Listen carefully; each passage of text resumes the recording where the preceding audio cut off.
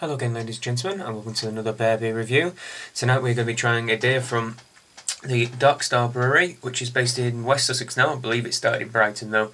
I've not been able to find out a huge amount about these guys. Their website is not particularly hugely informative, but we're going to be trying a bottle of the Green Hop, which is a harvest ale. It's an IPA with fresh harvest hops added in to dry hop it. They've added extra hops after it's all finished, and it's just conditioning. So it says on the side this is a big IPA and it's created with Simcoe hops and then made even bigger by using fresh green hops infused into the beer as it conditions.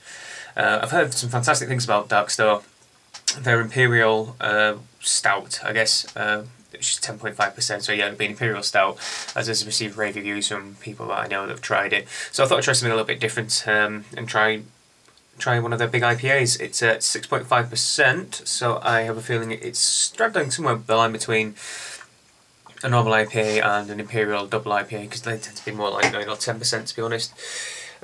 So without further ado, let's crack it open and see. A bit of a mystery this one, see how we go along. Oh, by the way, when I'm looking at the bottle, it's a lovely minimalist bottle, and I love the fact that the label is nice and sleek and uniform. It's a kind of a weird glass because it's brown. I'm not sure if you can see in the camera. It's brown, but it has a really weird kind of green tinge to it. So I wonder if they've got some kind of like opalescent kind of outside edge on it, because it's definitely brown when you hold it up, but when you look at it, it looks quite green. Anyway, that's just an aside. Let's crack her open. Nice little star on the top as well, the Dark Star. A little bit of smoke coming off the top, but not a huge amount. I'm going to pour into a left glass.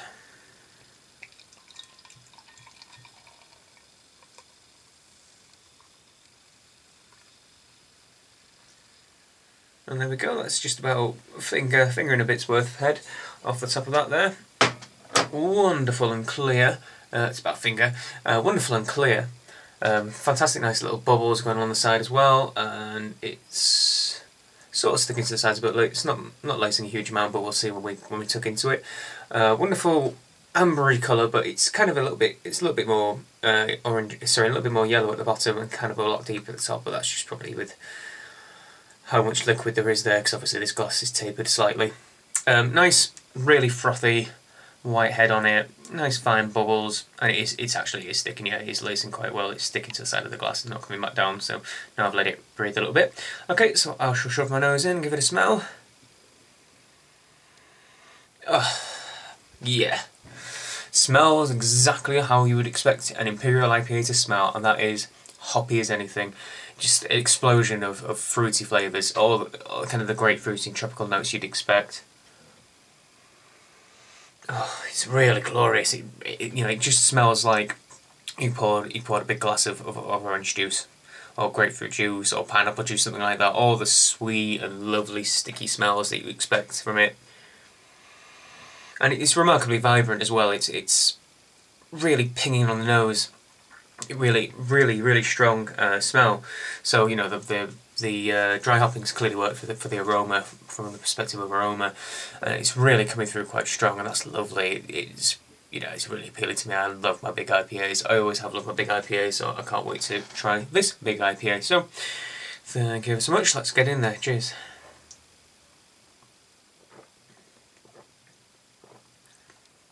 Oh yeah. It's hop forward. Absolutely hop forward. Get a little swig, immediately get all those hoppy flavours coming straight off the bat.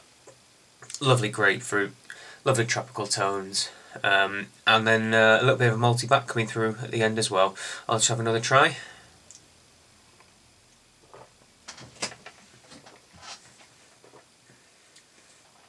Yeah, it's got a lovely mouthfeel as well. Really smooth. Kind of medium bodied.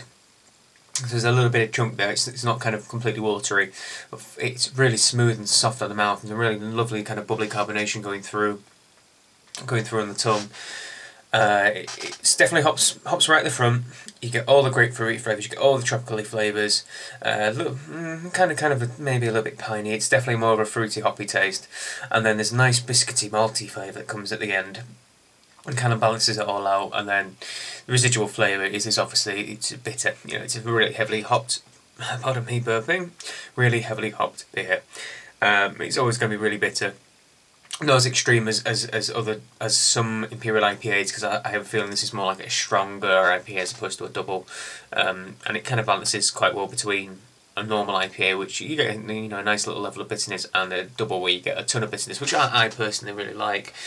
This one kind of is somewhere in between, which is exactly where its alcohol content kind of directs me towards thinking.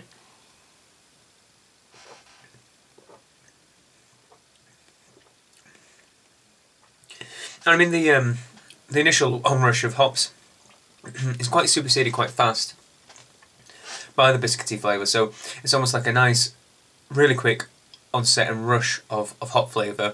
A nice malty body to kind of balance out all the sweetness.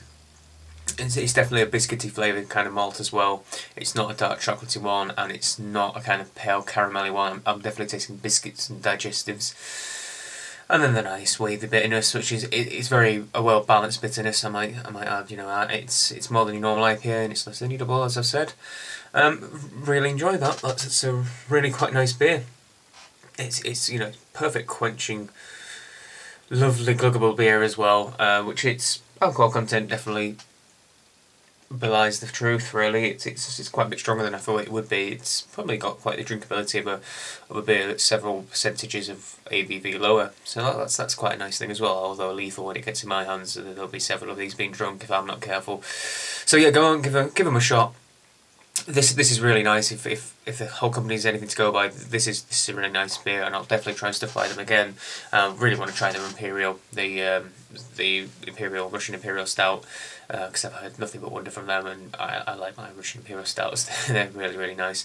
So thank you once again. Cheers for watching. Click like, favourite, subscribe, and all of the above. And I shall see you again for another Bear Beer review. Cheers.